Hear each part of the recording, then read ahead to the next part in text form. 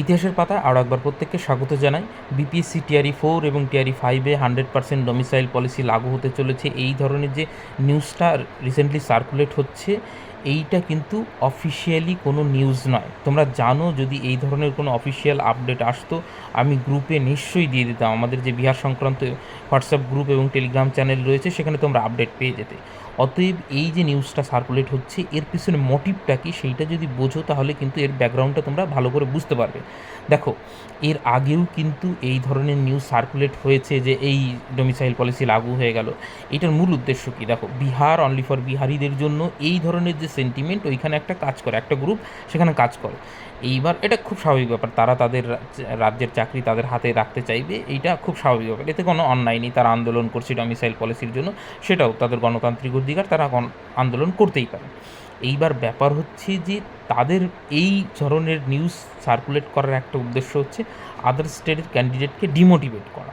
Basically তারা যেহেতু সরাসরি আটকাতে পারছে না আইনগতভাবে, সবাই যাচ্ছে, তো সেক্ষেত্রে এই যে যে মানে একটা সেন্টিমেন্ট কাজ করে বিহারের প্রতি, তো তারা চাইছে, তার একটা গ্রুপ, একটা ছোট্ট একটা গ্রুপ, তারা চাইছে যে আদার স্টেটের ক্যান্ডিডেটদেরকে ডিমোটিভেট করা এবং ভুল পথে পরিচালিত করা। এর আগেও কিন্তু আমি খুব ভালো করে একটা ভিডিওতে বুঝিয়ে দিয়েছি বিহারে কেন ডোমিসাইল পলিসি লাগু করা সম্ভব নয়, এবং যদি ডোমিসাইল পলিসি লাগু করে বিহারে যে এত পরিমাণ শিক্ষক নিয়োগ, সেটা কিন্তু আদতেও বাস্তবায়ন করা সম্ভব নয়।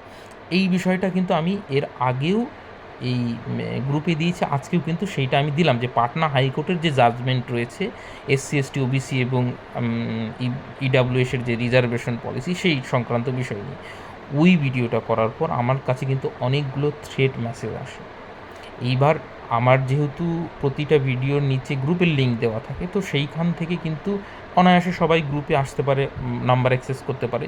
তো সেইখান থেকে কিন্তু আমি কোনো দিন এই বিষয়টা শেয়ার করিনি, আজকে শেয়ার করছি যে থ্রেট মেসেজ এসে যে क्यों बिहार में आओगे आप लोग, बिहार में नौकरी के लिए मत आओ, आओगे तो देख लूँगा, इस तरह का कोई बहुत सारे मैसेज मेरे आए।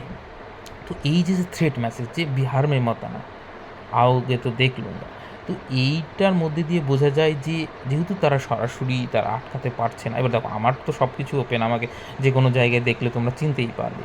তো সেই জায়গায় দাঁড়িয়ে এই যে থ্রেট মেসেজ এবং এই ধরনের যারা মানসিকতা, তারাই কিন্তু এই ধরনের প্রচেষ্টাগুলো করছে। দেখো, বিহার প্রচুর পরিমাণে নিয়োগ হচ্ছে, যারা ভালো ক্যান্ডিডেট তারা কিন্তু মানে নিজেদের পড়াশোনা নিয়ে ব্যস্ত, কিন্তু একটা সেকশন অফ গ্রুপ এই যে থ্রেট মেসেজ বা এই ধরনের যে মানসিকতা, এই দিয়ে আদার স্টেটের ক্যান্ডিডেটকে আটকাতে চাইছে। যেহেতু আমি বিহার সংক্রান্ত ভিডিও করি, তো সেহেতু আমাকে বলেও দিয়েছে বিহার কে বারে মে মত ভিডিও বানাও। তো এই ধরনের মেসেজ কিন্তু আমার কাছে এসছে। তো সেম মানসিকতার গ্রুপই কিন্তু এই ধরনের ফুল বা ফেক নিউজটা সার্কুলেট করছে, যাতে আদার স্টেটের ক্যান্ডিডেটরা ডিমোটিভেট হয়। তো আমার সঙ্গে যারা যুক্ত আছো, তারা ডিমোটিভেট হওয়ার কোনো কারণ নেই। এবং বিহারের যে বিপিএসসি টিআরই 4, সেটা তো তোমরা বুঝতে পারবেই। বাই চান্স দেখা গেলো তোমরা যদি বসতে, মানে এরকম পরিস্থিতি হতেই পারে যে বিরাট বড় আন্দোলন হলো ছাত্রছাত্রীদের, সেক্ষেত্রে বিহার সরকার বাধ্য হচ্ছে। তো সেক্ষেত্রেও কিন্তু যেহেতু আমরা এস্টেট দিয়েছি, আমাদের কাছে টাকা নিয়েছে, ফর্ম ফিল আপ যদি করানো হয়েছে, তাহলে আমাদের কেন বসতে দেবে না? একটা পার্সেন্টেজ অফ তো উইন্ডো আমাদের জন্য খোলা রাখতেই হবে। আর সেই জন্য আইনি পথ, অর্থাৎ পাটনা হাইকোর্ট প্লাস রাজনৈতিক, যেহেতু বিজেপি সরকার এবং নীতিশ কুমার জোট সরকার আছে, আমাদের এখানে প্রধান বিরোধী দল হচ্ছে বিজেপি, তো সেক্ষেত্রে পলিটিক্যালি এবং লিগ্যালি দুইভাবেই কিন্তু আমাদের ফাইট করার জায়গায় রাখতে হবে।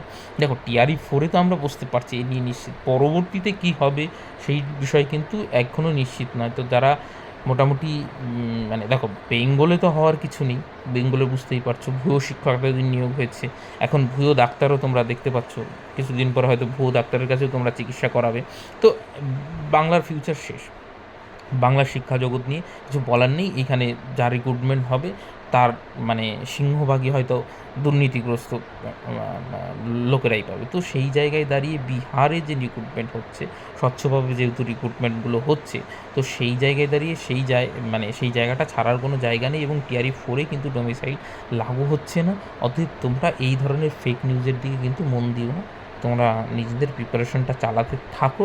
এবং আশা করি যদি কোনো ধরনের যে কোনো আপডেট তোমরা নিশ্চয়ই তোমরা গ্রুপে পেয়ে যাও, তো এদিক ওদিকে দেখার কোনো দরকার নেই, তোমরা প্রিপারেশনটা চালাও, যে যা বলে বলুক, যখন কোনো অফিসিয়াল আপডেট আসবে তখন কিন্তু আমরা নিশ্চয়ই জানতে পারব গ্রুপের থ্রুতে। এবং সেই সঙ্গে বলে রাখি যে এই যে একটা সেন্টিমেন্ট আজকে আমাকে থ্রেট করছে, কালকে তোমাকেও এই ধরনের সমস্যার সম্মুখীন হতে পারে। ধরো বিহারে চাকরি করতে গিয়েছো, তো সেক্ষেত্রে কোনো ধরনের কোনো সমস্যা হতেই পারে। তো সেক্ষেত্রেও কিন্তু যদি কোনো সমস্যা হয় নিশ্চয়ই যোগাযোগ করতে পারো।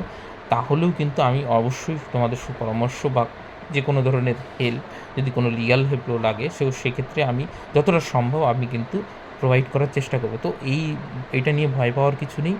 তবে নিজের অধিকারটা কিন্তু নিজেকেই বুঝে নিতে হবে। অতএব এই জায়গাটা কিন্তু ছাড়লে হবে না, সবাইকে জোটবদ্ধভাবে একসঙ্গে এগিয়ে চলতে হবে। তো এইটুকুই বার্তা। আমি গ্রুপের লিঙ্কটা দিয়ে দিচ্ছি, যদি তোমরা যুক্ত হতে চাও তো যুক্ত হতে পারো। আর এই ধরনের ফেক নিউজের দিকে কোনো কান দেওয়ার কোনো দরকার নেই, তোমরা প্রিপারেশনটা চালাও। মানে ডিসেম্বরের মধ্যে আশা করছি পরীক্ষাটা হয়ে যাবে। সো আশা করি তোমরা যারা আমার গ্রুপের সঙ্গে যুক্ত আছো প্রত্যেকেই হয়তো ডিসেম্বর বা জানুয়ারির মধ্যে নেক্সট ইয়ার চাকরিটা পেয়ে যাবে, এই আশা রেখে আপাতত সকলকে অসংখ্য ধন্যবাদ।